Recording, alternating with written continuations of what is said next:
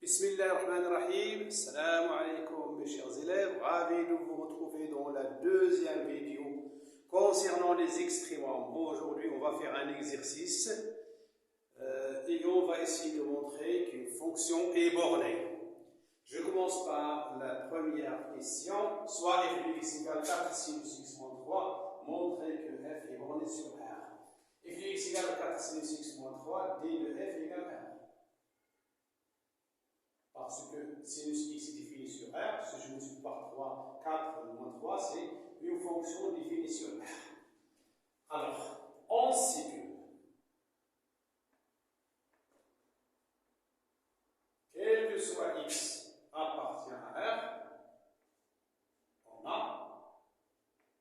sinus x est compris entre moins 1, encadré par les nombres moins 1 et 1. Toujours sinus x, quel que soit x, est compris entre moins 1 et 1. Je vais multiplier par 4, et 4 est un nombre positif, donc rien ne change. 4 sinus x est compris entre 4 fois moins 1, c'est moins 4, et 4 fois 1, c'est 4. Ensuite, je vais retrancher moins 3, et j'obtiens 4 sinus x moins 3 est compris entre moins 4 moins 3, et 4 moins 3. 4 sinus x moins 3, c'est f de x, est compris entre moins 4 moins 3, c'est moins 7, 4 moins 3, c'est 1. f de x donc est compris entre moins 7 et 1. f de x, la fonction f est majorée par 1, la fonction f est minorée par moins 7, donc f est majoré par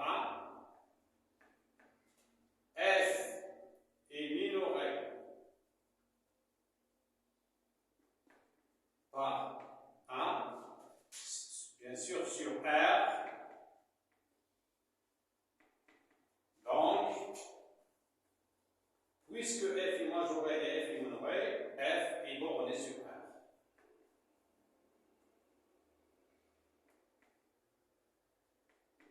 Toute fonction qui est majorée et minorée en même temps est une fonction bornée. Deuxième question, on a g de x égale 1 sur x plus x au carré plus 1. On va déterminer le domaine de définition. Alors x appartient au domaine de définition de g est équivalent à x au carré plus 1 différent de 0. Équivalent à x au carré différent de moins 1. Et on a quel que soit x appartient à R, x au carré est positif, il ne peut pas être égal à moins 1. Donc, le domaine de définition de la fonction g est égal à R. G est défini sur R. On va essayer maintenant de montrer que la fonction g est bornée sur R. On commence par ce qui suit. Alors, je vais faire comme ça. On a quel que soit x appartient à R, x au carré est supérieur ou égal à 0. Ce qui implique que si j'ajoute 1 à gauche et à droite, x au carré plus 1 est supérieur ou égal à 1.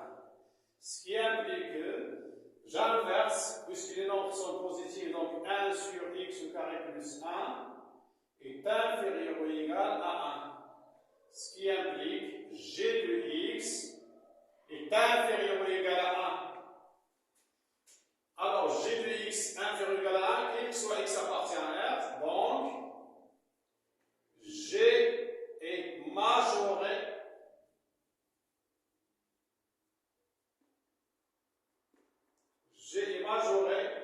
par 1 sur R. Bien, on a aussi, de toute façon, on a, quel que soit x appartient à R, x au carré est supérieur ou égal à 0, ce qui implique que x au carré plus 1 est est supérieur ou égal à 1, ce qui implique que x carré plus 1 est supérieur à 0. Je peux même écrire strictement, parce que vous avez ici supérieur ou égal à 1, donc c'est strictement supérieur à 0. Tout nombre positif, son inverse est positif, ce qui implique que 1 sur x carré plus 1, c'est l'inverse de x carré plus 1 est aussi positif. C'est un nombre positif. Ce qui implique que g de x est supérieur strictement à 0. Donc, g est minoré par 0 sur R. Si je prends maintenant les deux résultats, g de x est compris entre 0 et 1.